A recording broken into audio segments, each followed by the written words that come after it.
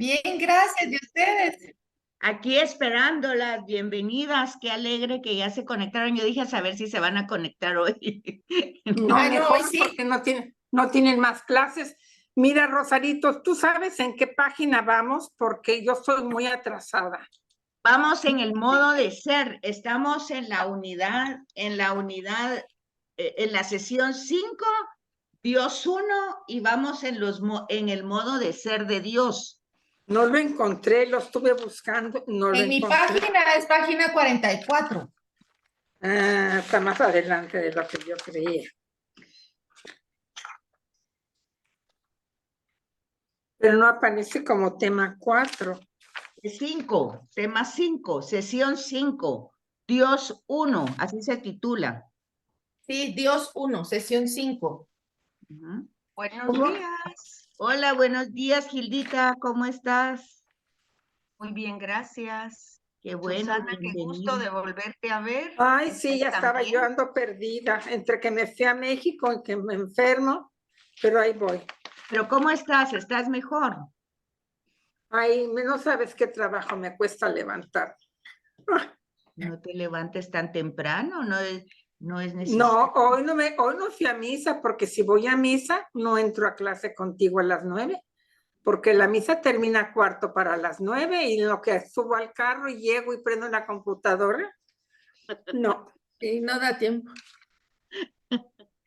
Bueno, Rosarito, ¿me repites la página? Es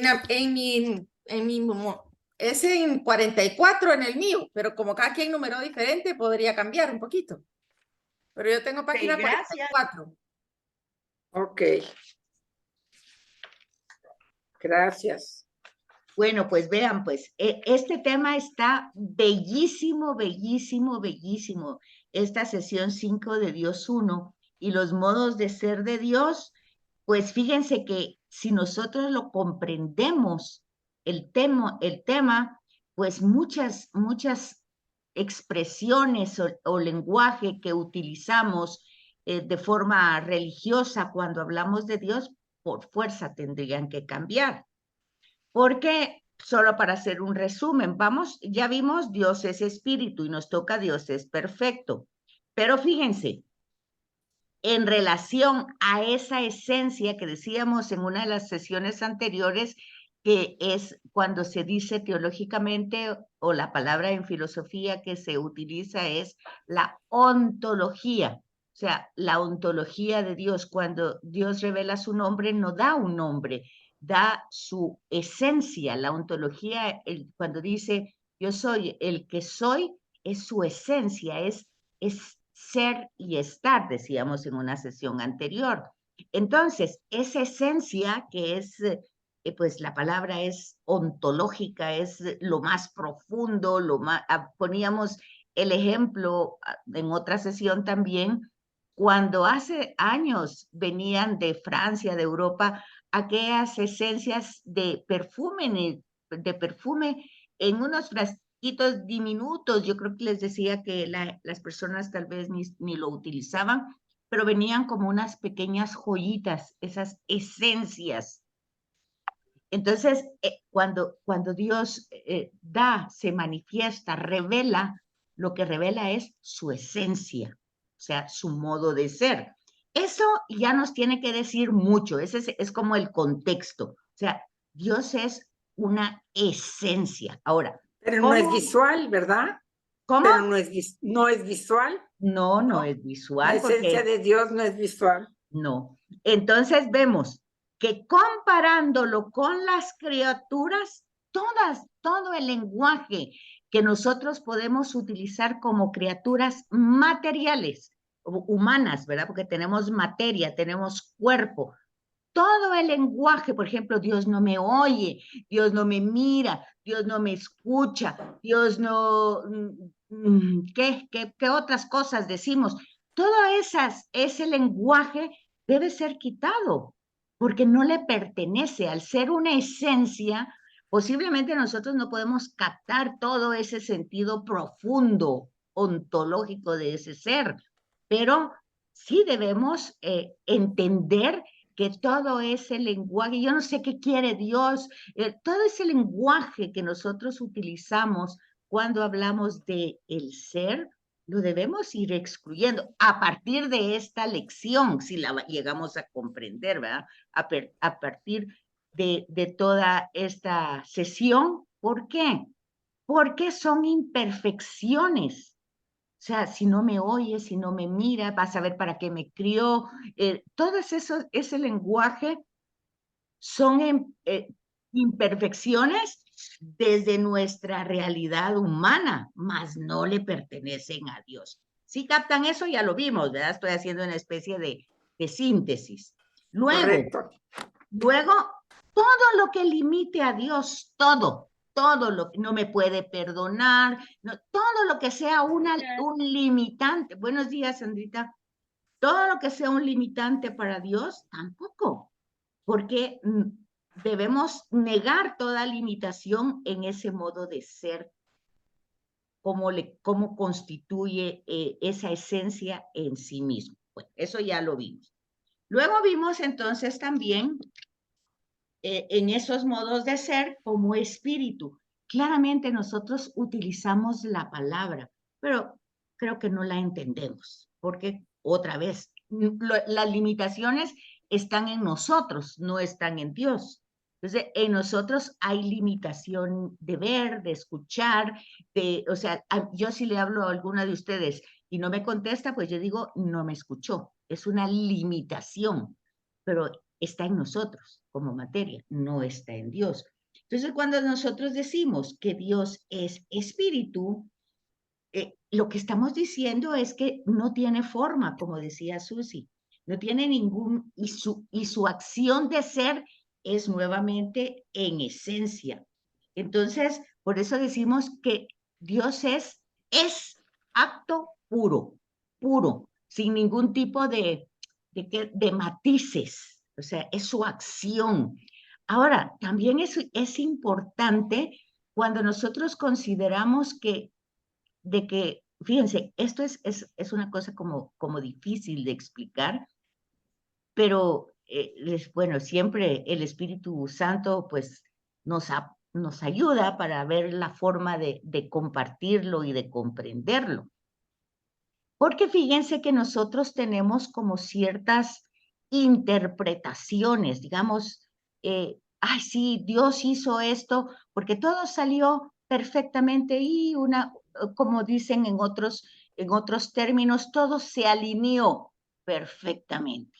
Entonces, cuando nosotros vemos todo lo alineado perfectamente, interpretamos, es una acción de Dios, porque vemos la parte positiva, el resultado positivo.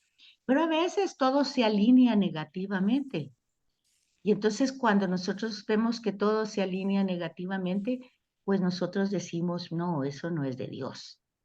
Pues no, ¿verdad? Todo pertenece, porque es esencia que decíamos en el acto creador, que no está en lo creado, no está, pero sí está manifestado, o sea, no está, o sea, no es la montaña, el río, pero sí manifiesta, ¿verdad?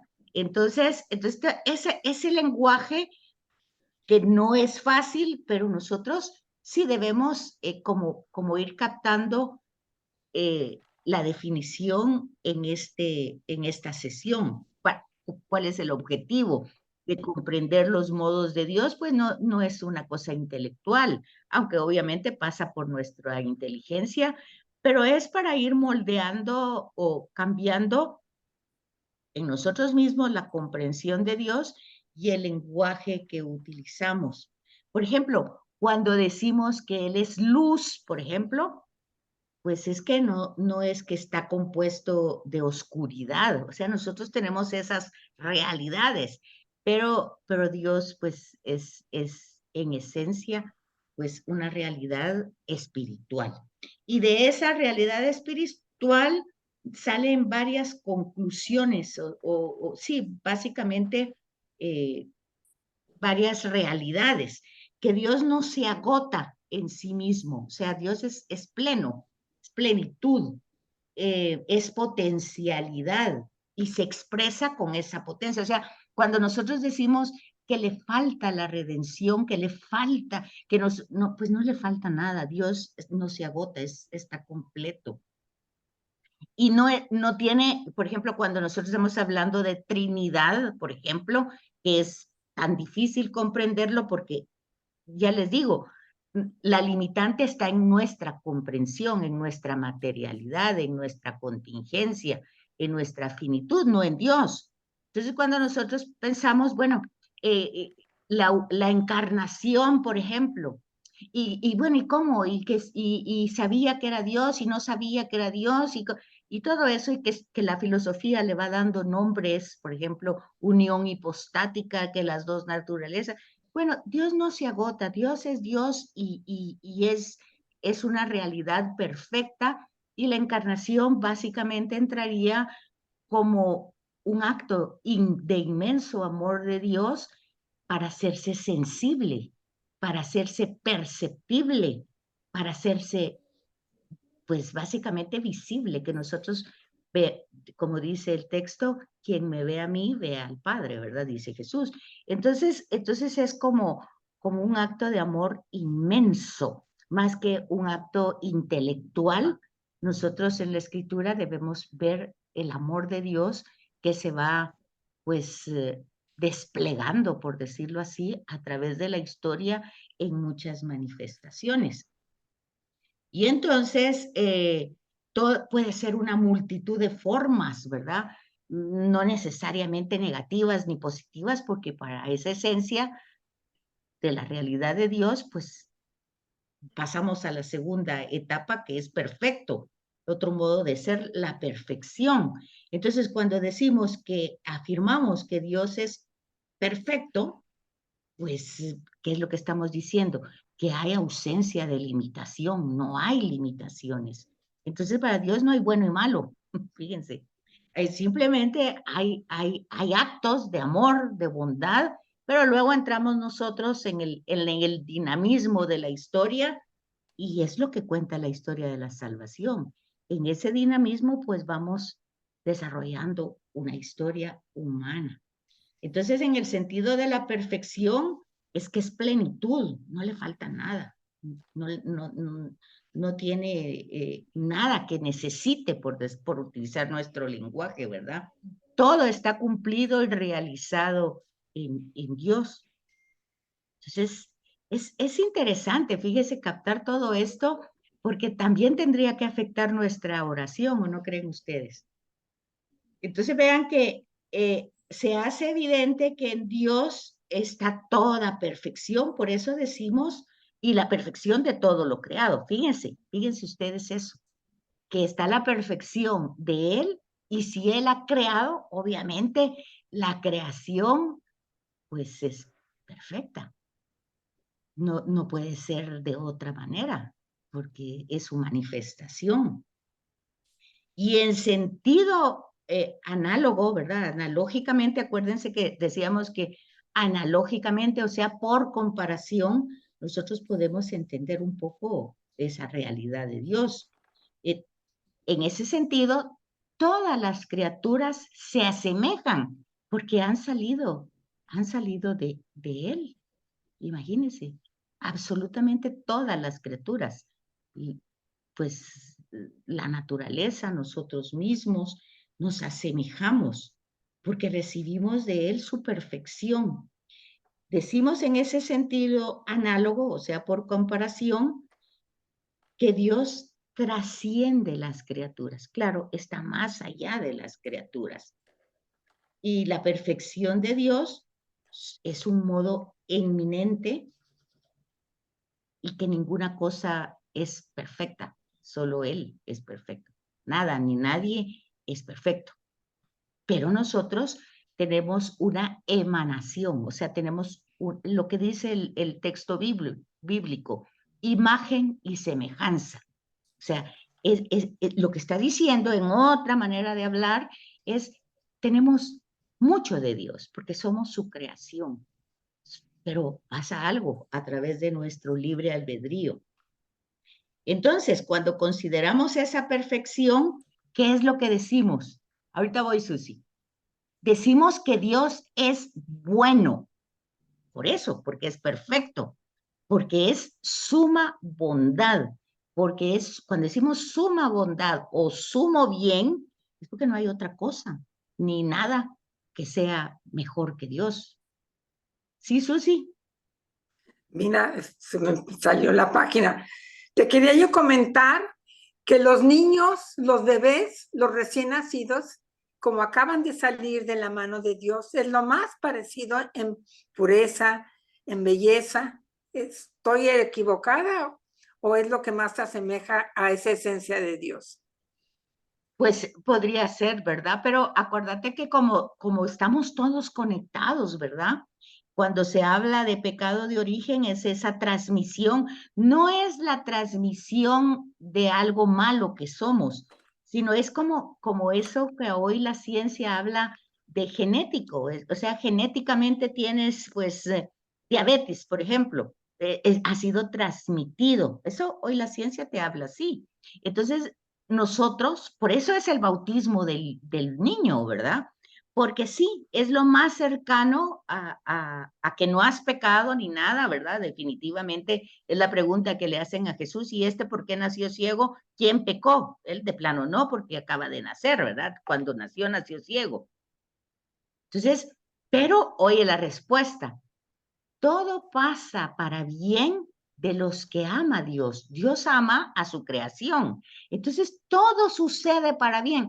Fíjense que si nosotros captamos eso, nos viviríamos en una confianza esperanzadora de que las cosas nosotros no sabemos por qué pasan, pero Dios sí lo sabe, Él tiene su proyecto y si de verdad nosotros creemos en esa realidad, pues vamos como confiando. Es un poco lo que hace Jesús, ¿verdad? Siempre lo acabamos de oír en esta semana, alabando al Padre porque se da a conocer, se manifiesta y lo entiende la gente sencilla. ¿Por qué? Porque vimos anteriormente en espíritu que Dios como espíritu no es complejo, no es complicado. Ay, qué difícil entender a Dios. No, es suma perfección, es un espíritu, no es difícil entenderlo, pero lo que sí es difícil es nuestra limitación humana, pues como asumirlo como una realidad, puesto que nosotros no, aunque usamos la palabra espíritu y decimos que tenemos espíritu, pues es que yo creo que no, y decimos tal vez que somos espirituales, pues tal vez no tenemos la comprensión plena de esa realidad porque no lo somos. Pues decimos que tenemos y decimos, y es una de las realidades actuales de la juventud que ellos pues prácticamente han descartado ese tema de se dedican al intelecto, a desarrollar el intelecto, se dedican a desarrollar lo biológico, lo corpóreo, la naturaleza, pero el tema de espíritu, la ecología y todo, pero como algo más material, ¿verdad? Entonces la parte espiritual se ha ido pues poniendo al margen y el lenguaje también. Entonces es donde entran las prácticas, digamos, de la energía, del yoga, de todo eso, porque eso es más material, más físico, más comprensible. Eso es lo que ha estado pasando. Y cuando nosotros hablamos de esta realidad de Dios, que aún cuando decimos que creemos, pues utilizamos el lenguaje equivocado para referirnos, pues entonces es donde los jóvenes no logramos entrar en el lenguaje para ellos es un lenguaje desconocido todo esto, que simplemente no lo ven, no existe para ellos, ¿verdad? Entonces, cuando decimos que Dios es bueno, es sumo bien, pero nosotros vemos las catástrofes, vemos el mal, lo de siempre, vemos lo que hay siempre. Y entonces decimos, bueno, pues si Dios es bueno, ¿por qué permite eso? Pues si es suma perfección, ¿dónde está la perfección de eso? Que es justamente lo que se ve. Sin embargo, se nos olvida que todo ese desorden lo hemos hecho nosotros. Y entonces vamos retrospectiva, bueno, pues entonces, ¿para qué nos creó así? Y entonces entramos con una serie de preguntas que al no tener respuestas inteligibles, pues entonces la gente dice, ay, no, está bien, yo no sé, pues, pero eso para mí no funciona. ¿Qué es lo que pasa? Eso para mí, dicen los jóvenes, no es relevante, ya estuvo. Ya fue mucha discusión, nadie lo puede explicar bien ni comprender bien, entonces mejor me retiro de la escena. Y entonces, por eso les decía, es importante que nosotros vayamos viendo ese modo de ser de Dios e ir comprendiendo, no al 100%, obviamente, porque no podemos, pero por lo menos ir acercándonos a eso. En ese sentido, si vemos que Dios es sumo bien, suma perfección, o sea, no hay nada más, es lo más excelente, pues obviamente tendríamos que desearlo. Fíjense, ahí es donde uno comprende cómo Jesús pasa la noche entera, ¿verdad? Sumo bien deseado, no hay otro bien. ¿Qué más? Vemos también en las tentaciones, ¿qué le puede ofrecer el mal que lo pueda satisfacer si él conoce a Dios como sumo bien, como suma perfección, como Padre bueno? Entonces, tendríamos que desearlo más que a nada en el mundo. Y en ese sentido, ¿por qué lo desearíamos? Pues porque es la fuente de bondad, es el origen de bondad de todo lo que existe. Ni tendríamos que estarlo pidiendo, porque es eso, no es, o sea, cuando nosotros decimos que Dios te bendiga, que Dios esto, que Dios es así, no tenemos que pedirlo, que solicitarlo, suma perfección. Ahora, ¿cuál es el problema de base ahí? No es de Dios, obviamente, es nosotros. Nosotros somos seres finitos, contingentes. La Escritura lo dice, como la hierba del campo que hoy es y mañana no es. Pero nosotros queremos ser siempre. O sea, no logramos captar nuestra materialidad finita. No la podemos captar. Entonces, por ejemplo, hay muchas cosas que uno la observa y ciertamente que damos gracias por el alimento, damos gracias por la vida, damos gracias, sí, pero es importante darse cuenta de que el alimento es bueno, pero cuando nosotros disfrutamos, o sea, tenemos, por decir así la palabra, hambre, tenemos hambre, queremos comer, pues, no tanto ¿qué es lo que queremos comer? Sino que tenemos hambre, nuestro organismo está sano, quiere alimentarse, tiene sed, tiene hambre. Entonces, ese es realmente lo maravilloso, porque la comida puede estar ahí, los manjares más grandes, pero si yo no tengo hambre y no me lo puedo comer, la vida puede estar ahí, pero si yo no la puedo disfrutar, entonces no es tanto lo que se tiene, las cosas, no es tanto las cosas, pero nosotros tristemente ahí es donde enfocamos la felicidad, pero la felicidad es tener sueño y poder dormir y descansar y que ese sueño sea reparador y levantarme al día siguiente pues con la energía que me ha dado el sueño. Bueno, esa es la salud, ¿verdad? Todo eso es lo que realmente Dios nos ha dado desde siempre. Entonces, vean ustedes la dificultad.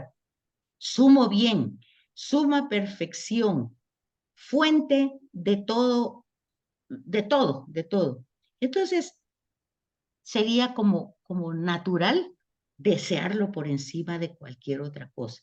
En ese sentido, dice el texto, Dios es el sumo bien para las criaturas, las cuales lo pueden conocer y amar por lo que es y cómo es, con tal de que Dios la conceda. O sea, incluso en ese deseo debe ser concedido. Una de las cosas más hermosas cuando uno va a una Eucaristía es y celebrarla y disfrutarla y entender lo que uno está haciendo allí, es pues darle gracias a Dios que ha puesto esa realidad en nuestro ser. Porque claramente no se le da a todo el mundo, ¿verdad? Ir y disfrutarlo y vivirlo y sentirlo y saber que en espíritu estamos totalmente conectados. Esa es una verdadera gracia. Entonces dice que Dios es bien por encima, a causa de su perfección. Como es perfecto, es sumo bien. Como es espíritu, no tiene ninguna limitante. Y desde cualquier punto que se considere el bien, o sea, cualquier cosa, incluso desde una perspectiva que nosotros podríamos ver, o sea, podríamos decir, eso es malo. Pues ahí ven ustedes. Y es que si nosotros analizamos y estudiamos eh, los, los cuatro relatos de la pasión de Jesús y de su muerte, y nos damos cuenta en qué sentido Dios es sumo bien, ¿verdad? Porque siempre está la interpretación, bueno, no lo bajó de la cruz y todo el sufrimiento y todo. Sí, pero eso va pasando. Pero el sumo bien es justamente la resurrección, la vida con el Padre, con la perfección, con la esencia, con el sumo bien. Entonces, fíjense que esa es la parte de la resurrección que a veces, incluso tristemente, en el catolicismo, pues no todo el mundo cree en la resurrección, pero es el sumo bien. Es lo más grande que a lo que podemos nosotros aspirar. Y es la vida eterna, pues con ese sumo bien, con esa suma perfección, pero como no queremos, ¿verdad? No estamos haciendo fila para que nos toque esa parte, como que estamos muy encariñados, muy enraizados con la realidad material. Y ahí es donde un poquito se evapora, se diluye esa esencia de Dios, porque nos atraen todas estas realidades. Por eso, porque somos materia, somos finitos y nosotros vemos como algo trágico. No vemos como presenta el Evangelio de Juan. ¿Por qué Jesús es sumo sacerdote y rey de reyes y señor de señores? ¿Dónde fue eso en toda su historia humana? Pues en la cruz. La cruz es el trono, según el Evangelio de Juan. Toda la narración de la pasión de Jesús en el Evangelio de Juan es la entronización. Fíjense que si ustedes leen con atención la pasión de Jesús en el Evangelio de Juan, que se lee todos los Viernes Santos de todos los años, ustedes se van a dar cuenta que ahí no hay escupidas para Jesús ni bofetadas. Ahí lo que hay es una coronación, un puesto de manto púrpura, el cetro y luego la conducción al trono, que es la cruz. ¿Y por qué? Pues porque es el paso al Padre, ¿verdad? Ahí es la resurrección. Entonces, ese tema es importante porque la Biblia lo dice. El problema es que tal vez nosotros no lo captamos, pero el Evangelio de Juan es eso, es el paso al Padre, al sumo bien, a la perfección, a la espiritualidad que después, para una comprensión nuestra, pues se vuelve cercano y los evangelios van a contar las apariciones. Pero eso es una función pedagógica, didáctica, para entender que sigue vivo, pero con una vida perfecta, con una vida en el espíritu, en la verdad, en la eternidad. Pero bueno, es lo difícil a veces de comprender. Ahora, el otro modo de ser de Dios es que es infinito. Imagínense que nosotros en nuestra materialidad, contingencia y limitación, que somos finitas, entramos en lo infinito. Pero es que no podemos entrar en otro proceso si Jesús mismo, para entrar en ese proceso, tiene que pasar por su pasión, por su muerte, para llegar a ese proceso que nosotros llamamos resurrección. Pues entonces imagínense qué es lo que nosotros no creemos, ¿verdad? Entonces dice que la negación de toda la limitación en Dios se expresa también con otra afirmación, que Dios es infinito. Entonces, ¿cuál es lo específico de esa infinitud que no tiene límites, pues no tiene ningún ni de espacio, ni de tiempo, ni de lugar, ni de nada. Entonces, por eso utilizamos otras expresiones como que es omnipresente, es decir, presente en absolutamente toda su creación, en absolutamente toda su criatura. Es omnipresente. Está en todas partes. Su esencia está, se percibe. Fíjense que esa era una pregunta de catecismo de cuando íbamos a hacer la primera comunión, del catecismo chiquito, aquel que dábamos de catequesis, eran estas preguntas. Y aquí lo que estamos viendo es la raíz de esas preguntas que tenían las respuestas claras. Dios está, ¿dónde está Dios? Dios está en el cielo, en la tierra y en todo lugar. Ahí está, la omnipresencia. Era esa pregunta de catecismo, de primera comunión. Entonces, cuando nosotros está en todo lugar, o sea, ¿por qué vamos entonces a la iglesia? ¿Por qué si está en todo lugar? Okay, entonces, eso responde a nuestra materialidad, eso responde a ver en la Eucaristía la presencia física de Jesús. Pero, ¿qué es lo que le dice Jesús a la samaritana? Llegará un momento que el verdadero adorador será en espíritu y en verdad.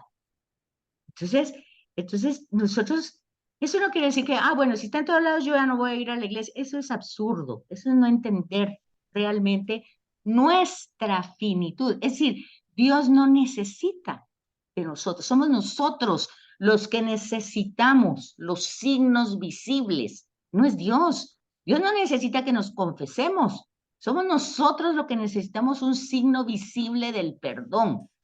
Dios, o sea, Dios está y está en toda creación, está en mí, pero yo soy la que necesito recibirlo, saber que lo recibo. Sí comprenden, es una necesidad nuestra, no es una necesidad de Dios. Bueno, entonces aquí vamos en la palabra omnipresente, inmutable. Fíjese, Dios no cambia, eso lo dice Teresa, ¿verdad? Teresa de Ávila. Dios no se muda, Dios no cambia. Entonces, y en la Biblia dice, se enojó, está castigando, pues ahora está iracundo, ahora se va a vengar. Bueno, ¿por qué? Bueno, es un lenguaje humano que no lo vamos a encontrar en Jesús. Dios es un Padre bueno y ya vimos la raíz. No cambia, no es temperamental, no se desdice, no es que hoy es y mañana no es, no es que si me enfermé me está castigando. Esa interpretación no es la correcta. Nos enfermamos porque somos limitados y por lo mismo nos morimos. Todo se arruina en nuestro organismo porque somos finitos, porque nuestra creación no es eterna, no es para siempre. La vida para siempre es con Él y empieza aquí, con Él. Estamos utilizando un antropomorfismo porque ya dijimos que es espíritu. Bueno, luego Dios, bueno, decimos es inmutable, eso hay que entenderlo, porque ese es un sentido. Volvemos otra vez al lenguaje metafísico, filosófico, teológico. O sea, pero para comprender si es espíritu, si es perfecto, bueno, pues entonces no va a cambiar. No es que yo haga algo y se va a enojar. Y no es un auditor, no es un contador de pecados, no. Simplemente me conoce porque me creó y me creó porque me ama. Es así de simple, ¿verdad? Y eso puede que yo no lo sienta, pero que no lo sienta no quiere decir que no sea. O sea, es así. Al menos es lo que nosotros vamos entendiendo de lo que es Dios. Entonces, dice que debemos negar todo paso de la potencia al acto. Es decir, no lo podemos limitar solamente por lo que vemos el mal, ok, pero ya, ¿cómo entendemos el mal? Ausencia de bien. Pero ¿qué es eso, ausencia de bien? ¿Ausencia de Dios? Pues no, no es ausencia de Dios, sino que es ausencia en mí, en mi libertad de querer hacer el bien, ausencia en mí. O sea, poca disponibilidad o cero disponibilidad en mí de no hacer lo que debo de hacer. Pero esa es la libertad y ese es el libre albedrío. Sin embargo, ahí es donde entran otras palabras que utilizamos de Dios cuando decimos es paciente, es misericordia, una paciencia eterna y una misericordia eterna, ¿verdad? Porque vemos que la humanidad, incluyéndome, pues no cambia, no mejora, ¿verdad? Sino que siempre va en esa misma línea. Entonces, Dios luego dice también, como parte de lo infinito, es eterno. La eternidad es la posesión total, perfecta y simultánea de una vida interminable. Cuando en la Sagrada Escritura se dice en el principio, y eso ya lo dijimos, no está hablando de un inicio, de algo que empieza, sino está hablando de algo de siempre, de toda la eternidad. Entonces es algo que no ha tenido principio, así decía la pregunta de catequesis, de aquel catecismo chiquito. Decía que Dios no ha tenido principio ni tendrá fin. Ok, es esto lo que estamos diciendo aquí, la eternidad. Entonces cuando la Sagrada Escritura utiliza en el principio, es en la eternidad, es desde siempre, no es desde un inicio, ¿verdad?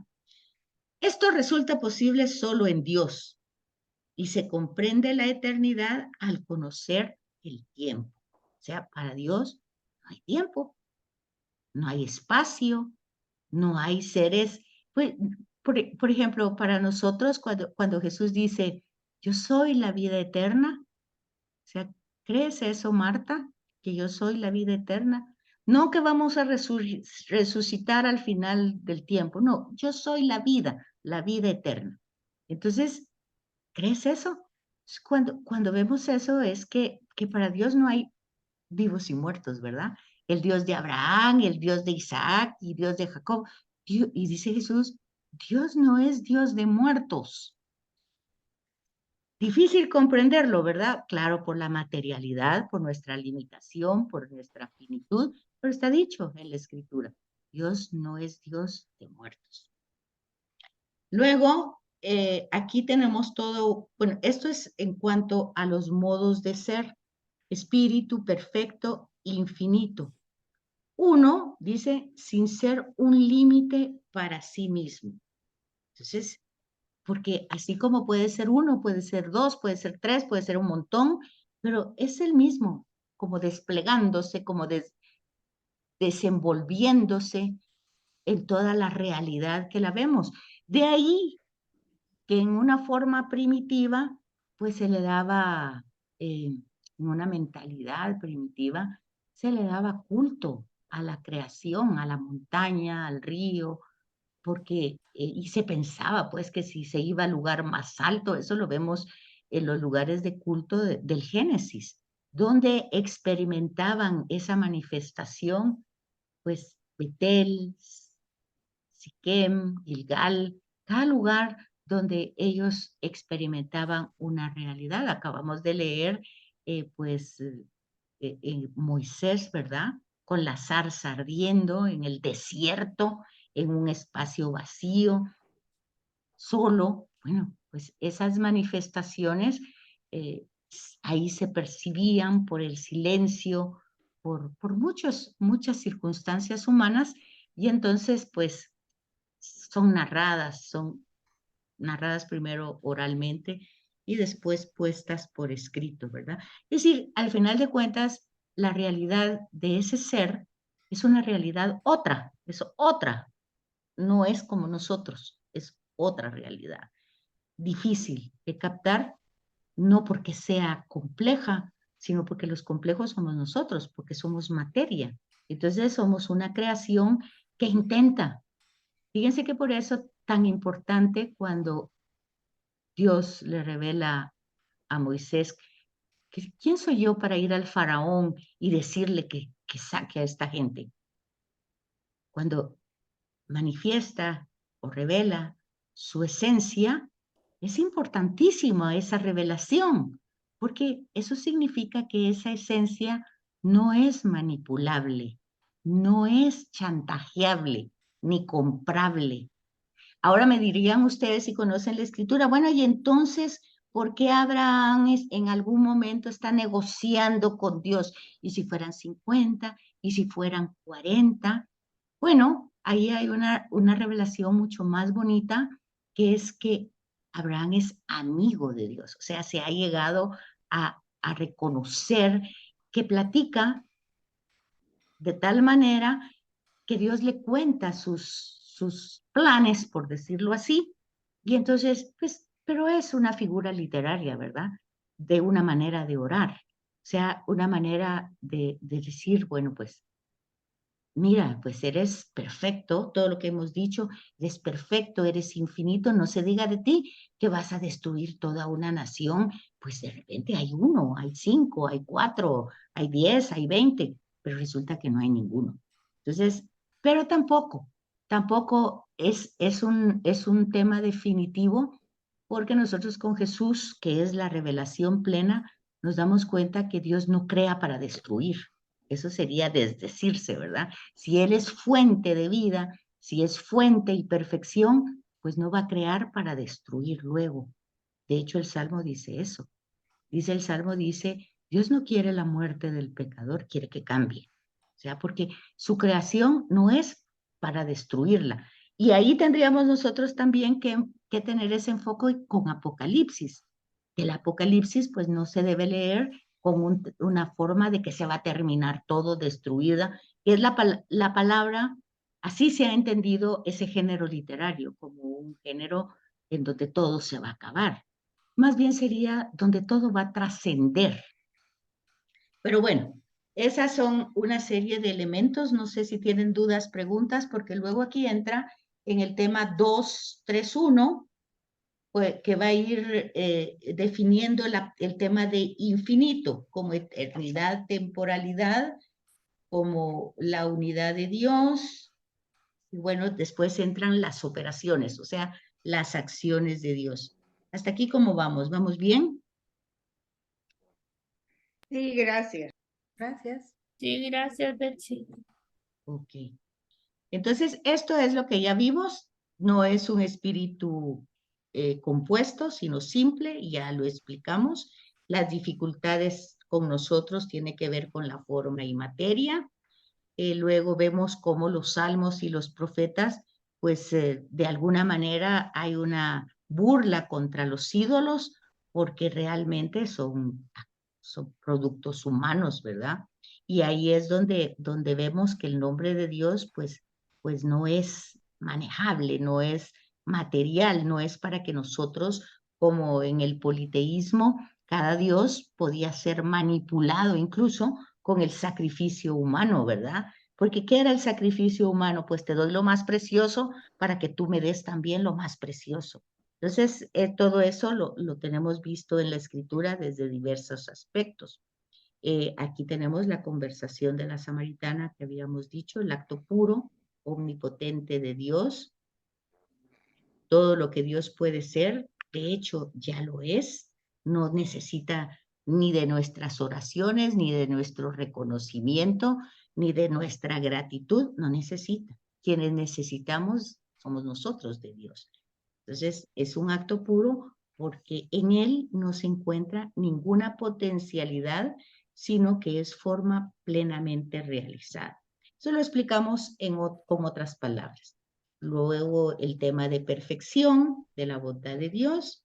En ese sentido, Dios es perfecto, en el sentido de que en él está la plenitud del ser y todo se ha cumplido y realizado en él. Por eso nosotros en la Eucaristía decimos por Cristo, con él, o sea, todos los actos realizados por Cristo, porque es Dios, ¿verdad? Es por Cristo, con él y en él. O sea, todo lo que realizamos lo hacemos por Cristo. ¿Por qué? Pues porque es nuestro Salvador, nos ha salvado de la ignorancia, de la falta de comprensión de algo tan pleno. Jesús es el acercamiento humano de esa revelación. Entonces, vemos que cuando hablamos de imperfección, pues son limitaciones, ¿verdad? Eso pues no le pertenece a Dios, ese tipo de lenguaje, ya que en Él se conserva todo como sumo bien, y eso lo tenemos en muchos lugares de la Escritura, pero a veces por eso tenemos que comprender el género con el que se está narrando esa perfección de Dios, ¿verdad? A veces es el tema, por ejemplo, pues Dios santo, suma santidad, por ejemplo. Pues en esa suma santidad no podemos entrar nosotros porque somos finitos, limitados, pecadores. ¿Quién puede entrar al santuario de Dios? Oigan, el de manos limpias, el que nunca, pues nadie puede entrar, definitivamente. Nadie. El único que puede entrar, pues es Jesús, porque nadie más. Nadie más. Incluso si ustedes ven y se informan un poquito de las canonizaciones del Papa Juan Pablo II, de los papas, últimos papas y de la Madre Teresa, pues a ver, van a ir encontrando inconsistencias que va diciendo la gente desde otras perspectivas, ¿verdad? Entonces, uno dice, bueno, ¿quién puede entrar entonces en el seno de Dios si es santo, santo, santo, lo cual es perfectísimo? Pues nadie, solo Jesús, definitivamente. Entonces, pero ahí tenemos los méritos de Jesús, que por ser sumo sacerdote, por estar intercediendo día y noche por nosotros, por estar en el seno del Padre, pues ahí vamos nosotros, ¿verdad? Al ser hijos adoptivos. Pero esa es la complejidad de la teología, ¿verdad? Tratar de entender una realidad, pues, no fácil de comprender con nuestra inteligencia, más bien desde la fe, ¿verdad? Entonces, dice aquí que al mismo tiempo en la exigencia de la conciencia del deber de reflejar y traslucir en las propias acciones y en el propio ser la comunión con el Dios infinitamente perfecto, que es lo que estamos hablando ahorita, con otras palabras. ¿Quién puede entrar con ese ser infinitamente perfecto? ¿Quién puede estar? Bueno, ahí está la lista. El de manos limpias, el que no soborna, el que no miente, y hay un listado, ¿verdad? Los fariseos decían, nosotros somos esos. Entonces, ya saben ustedes lo que es el fariseísmo. Y luego aquí el infinito, pues añadimos esas especificaciones, Dios omnipresente, inmutable, eterno. Y entonces de eso resulta posible solo en Dios. Todo esto que hemos visto solo es en Dios, no es en nadie. Y fíjense que cuando nosotros vemos la bondad en una persona, incluso en su ser espiritual o humano o material, como ustedes quieren verlo, pero vemos la bondad en una persona, pues no deberíamos alabar tanto a la persona, sino deberíamos de alabar a Dios en esa bondad. Teresa de Jesús decía eso, ¿verdad? Si ven la bondad en mí, alaben a Dios. Y si ven la maldad en mí, rueguen a Dios por mí. Entonces, porque decía ella, pues si ven algo malo en mí, pues es la Teresa humana, pero si ven la bondad en mí, es Dios actuando en la Teresa, decía ella en la historia de su vida. Y así debería de ser. Por eso nosotros sí tenemos como algo que tenemos que catequizar bien, el tema de los santos, ¿verdad? Incluso ángeles. Pues es la bondad de Dios y ellos que se abren, se disponen a ese espíritu que es María, ¿verdad? He aquí la esclava del Señor, está dispuesta. Pero luego, ¿qué hace María cuando va con Isabel e Isabel la alaba a ella? Pues no, María empieza a alabar a Dios que ha hecho grandes obras en ella, porque ha hecho maravillas en mí. Bueno, es esto, y eso está en la Escritura, ¿verdad? Entonces aquí luego entramos con este tema de la eternidad y la temporalidad, que es el tema del tiempo, de la eternidad, que resulta muy recurrente en toda la Escritura. y que la eternidad es expresión de infinito, de la infinitud de Dios, mientras que el tiempo es expresión de la finitud del hombre. Fíjense, cuando nosotros hablamos de tiempo, estamos hablando desde nuestra perspectiva. Por eso todo es, no tengo tiempo, no hay tiempo, porque todo tiene que ver con nuestra limitación. Pero otra vez, en Dios no existe esa realidad. Por lo tanto, en Dios no hay tiempo. Por lo mismo, tampoco hay vivos y muertos, ¿verdad? Hay hijos nada más que están con Él. Entonces, esa eternidad está dividida en varias partes, les decía. La eternidad del ser de Dios se indica en la Escritura, lo que decíamos anteriormente, en el principio, no como un inicio, sino como desde siempre, un estado fuera del tiempo en el que todo tiene origen en Él mismo, o sea, en Dios mismo. Y pues no solo está en Juan, en el prólogo de Juan, para decir quién es Jesús, ¿verdad? Y decíamos que esa es una cristología descendente, porque no es igual que los sinópticos. Los sinópticos van a partir del nacimiento de Jesús y en el Evangelio de Juan, el prólogo, es desde el principio, desde la eternidad. O sea que los sinópticos tienen una cristología ascendente, o sea, donde José es el papá, María es la mamá, Jesús nace, es anunciado, es una gran persona, un gran ser, todo lo que ustedes quieran. Ahí está dicho en el Evangelio de la Anunciación. Y entonces luego pues vamos viendo a Jesús desarrollando su ministerio, pues después el relato de la pasión y regresa al Padre. Pero en el Evangelio de Juan es diferente esa cristología. Es desde el principio. O sea, Jesús está desde la eternidad. En el principio existía la palabra estaba en Dios, la palabra era Dios. Entonces, ese principio no es en un inicio, es desde siempre.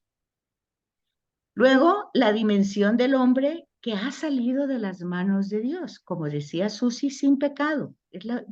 Así ha nacido. Puro, inocente, una creación perfecta, como una participación directa de ese principio. Entonces, pero ese principio que es del hombre es también de toda la creación. Esa dimensión de principio también es el momento de decisión, porque es el momento de la libertad y del libre albedrío.